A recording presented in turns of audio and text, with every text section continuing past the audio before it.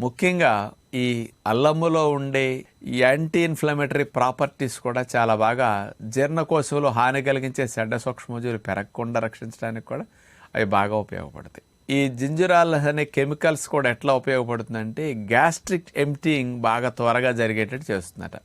ఆహార పదార్థాలు త్వరగా జీర్ణమై త్వరగా పొట్ట నుంచి ఖాళీ అవడానికి, గ్యాస్ట్రిక్ ఎంప్టీయింగ్ చేయటానికి ఈ అల్లములో ఉండే కెమికల్ కాంపౌండ్స్ స్పెషల్గా ఉపయోగపడతాయి. తద్వారా ఏమవుతుందంటే పొట్టల ఆహార పదార్థాలు పొలవకుండా కిందకు త్వరగా జరిగి వెళ్తాయి అన్నమాట.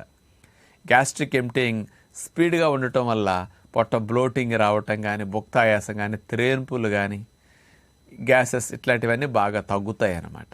ఈ ప్రాపర్టీస్ అల్లానికి ఉన్నాయి.